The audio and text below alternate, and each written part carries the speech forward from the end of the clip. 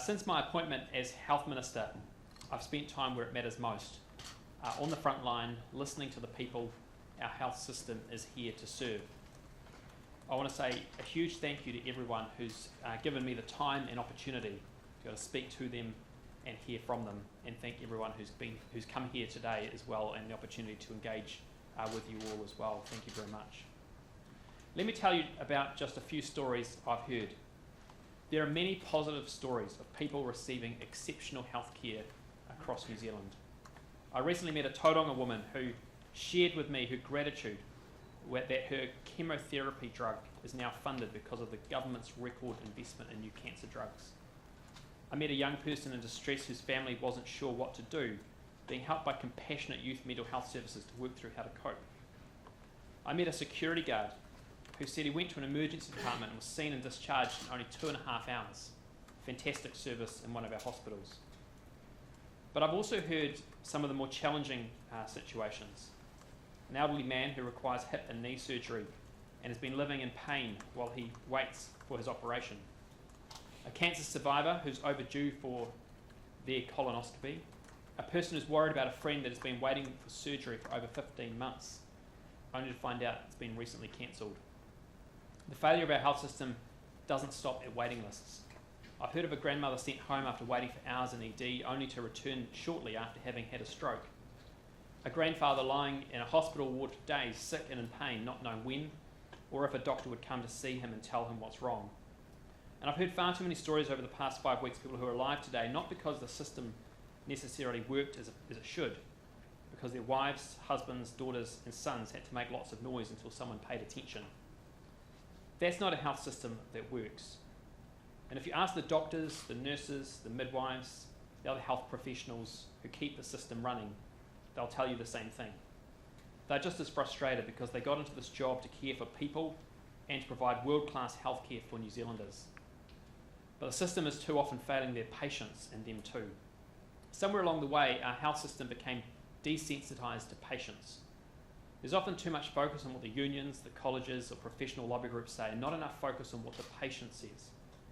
Because in healthcare, the customer is the patient. The mum with the newborn, the tradie, the farmer, the kaumātua, the grandmother. They should be at the heart of every decision we make. People working in health have been conditioned to substandard management and conditioned to giving into groups which exert pressure on them. This is not the standard we should accept in New Zealand. That's why we must fix the system so that every patient gets the care they deserve and every healthcare professional is empowered to do their job they trained so long and hard for. New Zealanders expect better, and under this government we will deliver it. But let's be clear, this is not a new problem. Our health system has been overloaded and under pressure for years. But the decisions of the previous government made it significantly worse. We inherited a health system in a state of turmoil. In the middle of a pandemic, when New Zealand needed stability, they ripped the entire structure apart. They forced through one of the biggest bureaucratic restructures in our history, abolishing 20 district health boards overnight and replacing them with a single centralised bureaucracy. The reforms stripped decision-making away from regions and districts, and they had no plan for how it would actually help patients. Key health targets used to ensure the system was delivering for patients were dumped. Instead of supporting frontline workers, they created another layer of bureaucratic management and confusion at the top. Instead of focusing on patient care and ensuring people didn't get sicker languishing on ballooning waiting lists, they produced internal reports and shuffled job titles in the head office. Instead of keeping control of spending, they lost complete oversight of the system's finances. To put it frankly, the previous government's 2022 health reforms were rushed and poorly implemented, with disastrous results. Most importantly, those reforms eroded the trust and confidence of New Zealanders in getting access to the health services they need. It's not just our view, it's not just what the frontline workers and patients say, it's also now documented fact. Today, a report by Deloitte titled The Financial Review of Health New Zealand, an independent report not written by politicians but by financial and operational experts, is being released on Health New Zealand's website. It delivers a damning verdict on the state of our health system when we took office 16 months ago. The report shows in black and white that under the previous government, Health New Zealand lost control of the critical levers that drive financial and delivery outcomes. In simple terms, the agency that was supposed to run our health system had no idea how it was spending its money and the results it was achieving. Costs spiralled out of control with deficits mounting each month. Basic financial oversight collapsed, meaning no accountability, no performance tracking, and no ability to measure success or failure, and no systems in place to manage funds appropriately. Meanwhile, Labour's plan was to support unions over patients. As I mentioned earlier, they scrapped health targets, so they didn't even know what success looked like during this change.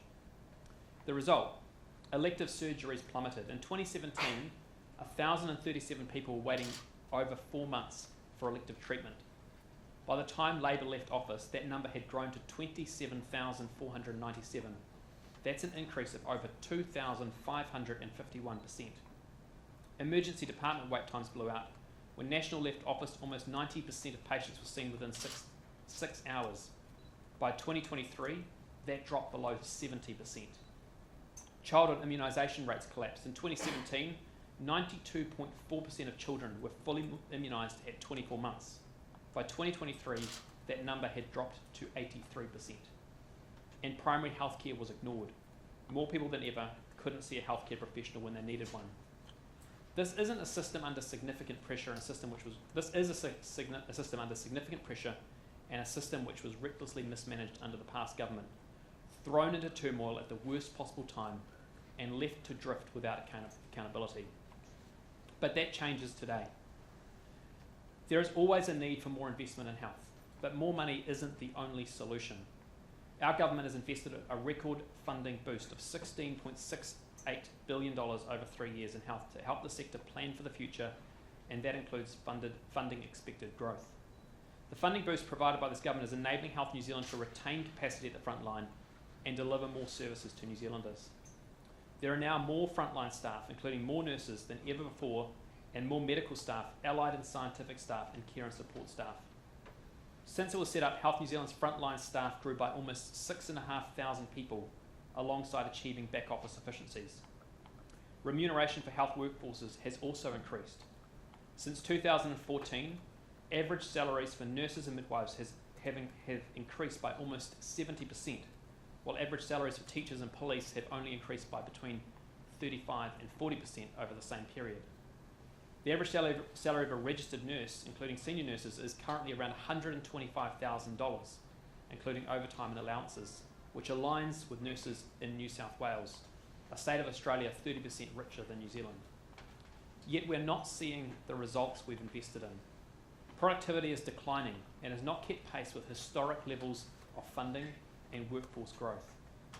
For example, in the decade between 2014 and 2024, core health operating funding almost doubled, but the number of first specialist assessments undertaken only increased by 17%. The waiting list more than doubled during this period to almost 195,000 people.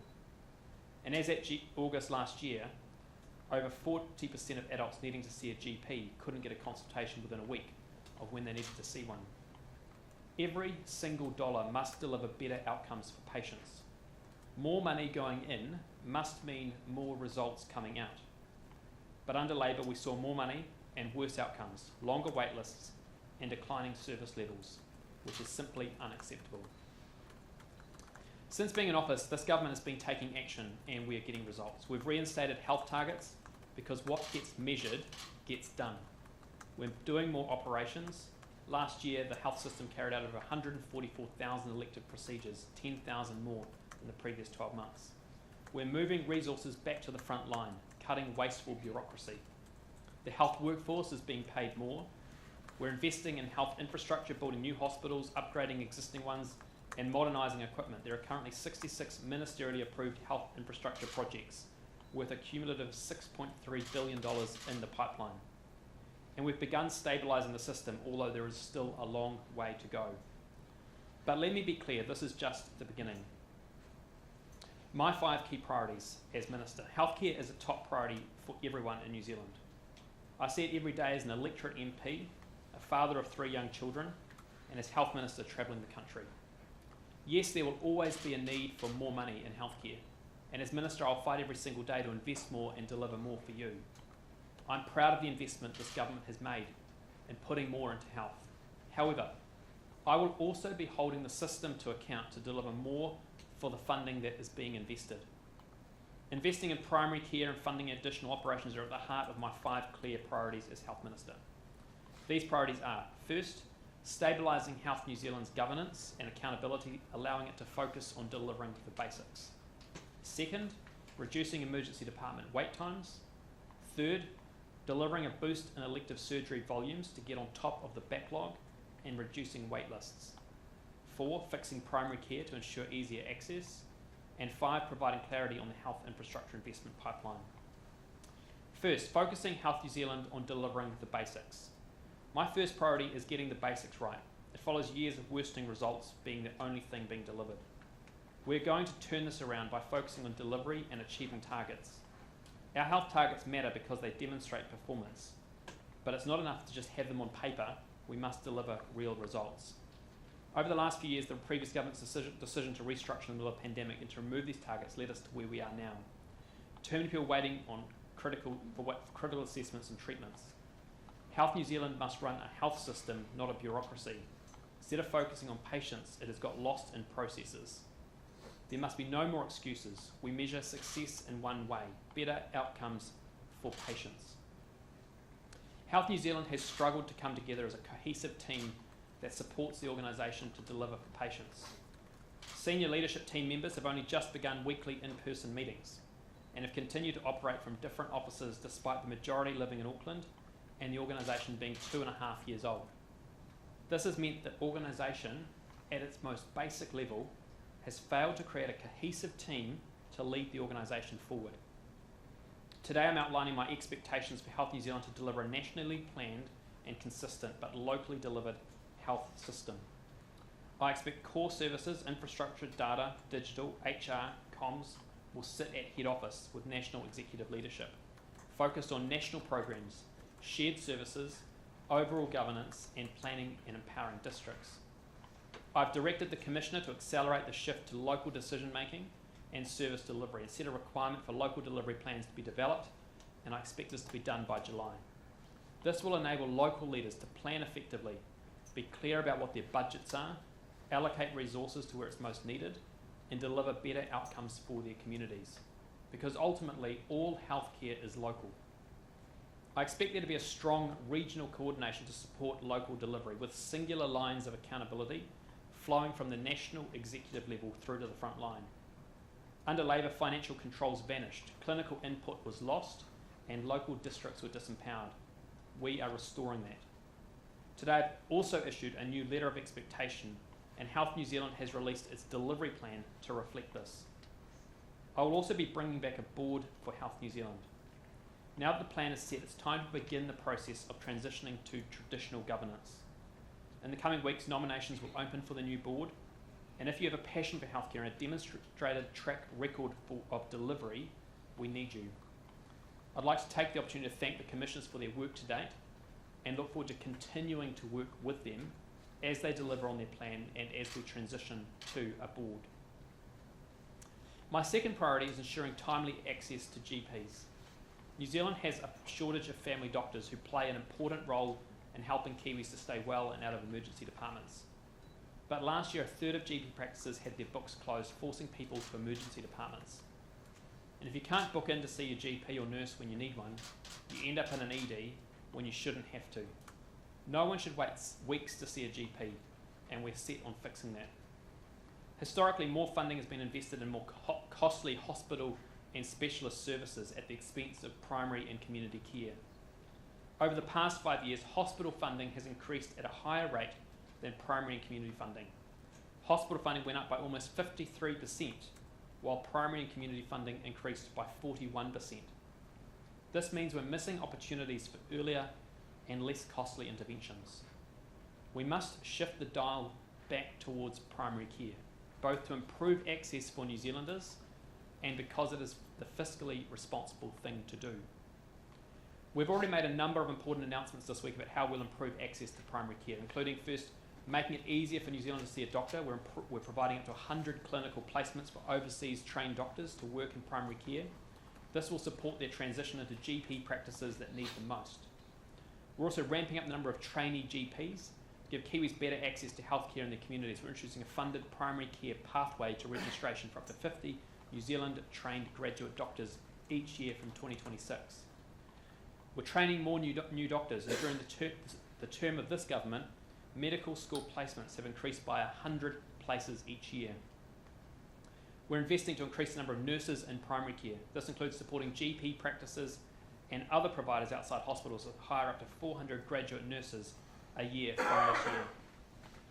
We're also improving access to 24/7 digital care. This will provide all New Zealanders faster and better access to video consultations with New Zealand registered clinicians, such as GPs and nurse practitioners, for urgent problems 24 hours a day, 7 days a week from the middle of this year. People will be able to be diagnosed, get prescriptions, be referred for lab tests or radiology, and have urgent referrals organised. These measures focus on giving our primary care workforce the numbers and support they need, so that when you or your whānau need to see a GP, you can, without facing weeks-long wait times or closed books. Strengthening urgent and after-hours care will also be a focus of mine as part of our plan to enable faster access to primary care, and work on this is underway. This week I also announced that Health New Zealand has agreed to deliver a $285 million uplift to funding over 3 years for primary practice from 1 July, in addition to the capitation uplift general practice receives annually. This will incentivise GPs to improve access and patient outcomes, especially around improved vaccination rates and supporting family doctors to undertake minor planned care services. This is just the start. There is still more to do. Health New Zealand has work underway to rethink how we fund primary care to make it faster, more accessible and more sustainable. My third priority is emergency departments, which have seen lengthy wait times continue to increase since targets were scrapped. The ED target is not just about making sure patients are seen quickly, but it pushes every part of the hospital to work smoothly. Emergency departments are the beating heart of hospitals. If they are operating efficiently and effectively, that reflects the effectiveness and efficiency of every part of the hospital. If wait times are slow in the ED department, it indicates problems throughout the hospital. I expect Health New Zealand to review hospital systems from admission to discharge, ensuring patients flow smoothly, empower clinicians at local levels to fix bottlenecks in real time, integrate the primary care reforms so fewer preventable cases end up in ED. This will be done by hiring and training more doctors and nurses, ensuring New Zealand have access to round-the-clock care. The relationship between our hospitals and primary care is critically important, but has broken down in recent years and needs to be fixed. Empowering the primary care sector can help keep people out of hospital and manage patients much more cost effectively in our communities. We need our hospitals working with our primary healthcare providers to achieve this, and we need many more hospital services delivered locally in communities rather than centrally in our hospitals. We're restoring a focus on ED shorter stay targets, forcing real improvements across the entire hospital. We want to see 95% of people admitted, discharged or transferred from an emergency department within 6 hours. My fourth priority is elective surgeries, where 27,497 people were waiting more than 4 months for surgeries they desperately needed in September 2023, a number that was 1,037 under national in 2017. This backlog is unacceptable and has unfortunately grown since we came to government. But we've arrested the decline in the number of operations. As I mentioned earlier, last financial year the health system carried out 10,000 more elective surgeries than in the previous 12 months. However, we must still urgently increase the volume of surgeries. The elective surgery waitlist target isn't just about measuring performance of the system, it is about people. Behind every number is an individual, a family, many waiting in pain, and families anxious for their loved ones to have the surgery they needed. We can't keep doing things the way we currently do it. At the moment, Health New Zealand undertakes both elective surgery and also responds to acute need, with planned elective surgery often being disrupted by acute need, leaving patients waiting for treatment and waitlists continuing to grow. At the same time, the small amount of planned care that is outsourced to the private sector is often done on an ad hoc basis, meaning Health New Zealand is paying premium prices. This practice must stop. Kiwis waiting in pain for an operation aren't worried about who is delivering the operation. They just want it done as quickly as possible. I want to see Health New Zealand both lifting its own performance on elective surgeries, but also partnering closely with the private sector to ensure that we can get on top of the wait lists and get Kiwis the operations they need as quickly as possible. By partnering with the private sector, we can ensure people get the care they need, and Health New Zealand can achieve value for money through long-term contracts with the private sector. I expect Health New Zealand to work closely with ACC, which already has many of these arrangements in place, to ensure value for money for taxpayers and faster treatment for patients. Today I'm pleased to announce the first part of this plan, with Health New Zealand investing $50 million between now and the end of June this year to reduce the backlog of people waiting for elective surgeries. That will see an extra 10,579 procedures carried out between now and the middle of this year, with work also underway now to negotiate longer term agreements. This will improve the quality of life for thousands of New Zealanders, and will mean people can return to work, take up hobbies again, and continue to build precious memories with loved ones. I can also announce that I've asked Health New Zealand to work with the private sector to agree a set of principles that will underpin future outsourcing contracts. This will include ending the use of expensive ad hoc shorter-term contracts for elective surgeries, negotiating longer-term multi-year agreements to deliver better value for money and better outcomes for patients, and agreeing on plans with the private sector to recruit, share and train staff which already bridge both the public and private hospitals. Long term, I want as much planned care as possible to be delivered in partnership with the private sector, freeing public hospitals for acute needs. However, this needs to be done in a way which is mutually beneficial for our public health system and our workforce. To be clear, the system remains publicly funded, so everyone has access, but this will allow Health New Zealand to leverage private capacity to reduce wait times for patients. My fifth priority is infrastructure, physical and digital. Our hospitals and data systems are in dire need of upgrade. Health New Zealand is grappling with an outdated infrastructure that is inhibiting changes to models of care that improve patient outcomes and drive efficiencies. Currently, Health New Zealand has about 1,200 buildings. Some have significant seismic risks, other older buildings are not clinically fit for purpose. Digital infrastructure is also fragmented. There are an estimated 6,000 applications and 100 digital networks across Health New Zealand. This equates to roughly one application for every 16 Health New Zealand staff members, which is unsustainable. We need solutions. That includes investigating creating a separate health infrastructure entity under Health New Zealand to manage and deliver physical and digital assets. Publishing a long-term plan for health infrastructure so Kiwis know what's being upgraded across New Zealand and can see a 10-year pipeline of capital projects. And putting all funding and financing options on the table. This will require bold, sustainable investment. Health infrastructure has been neglected for decades, but we're turning that around. There are currently health infrastructure projects worth a cumulative $6.3 billion in the pipeline, which includes a new hospital in Dunedin, modern cancer treatment facilities in Hawke's Bay, Taranaki and Northland, the extensive facilities infrastructure and mediation program at Auckland City Hospital and Green Lane Clinical Centre, and Manukau Health Park and Hillmorton Specialist Mental Health Services in Christchurch. Hospitals don't run on press releases, they run on real investment, and we're delivering that. At the end of the day, you can't manage what you don't measure. It comes down to results, accountabilities, and every single person in the health system playing their part. My message to Health New Zealand is simple. I expect delivery. I expect a back-to-basics approach with less talk and more action. I expect a relentless focus on improving health outcomes for New Zealanders and for Health New Zealand to reallocate baseline funding to implement immediate action. We've had enough, and it's time to fix the system. New Zealanders don't want more reports or excuses, they want action. That's why health targets are back. We're taking action to stabilise surgery waitlists. More doctors and nurses are being trained and recruited. Hospitals are being upgraded. Primary care is being strengthened. This isn't just talk, it's real change. And I promise every New Zealander, we will not stop until our health system delivers the timely and quality care all New Zealanders need. We're embarking on the shift with urgency, and we are putting patients first. And this government will not rest until that's a reality. Thank you very much.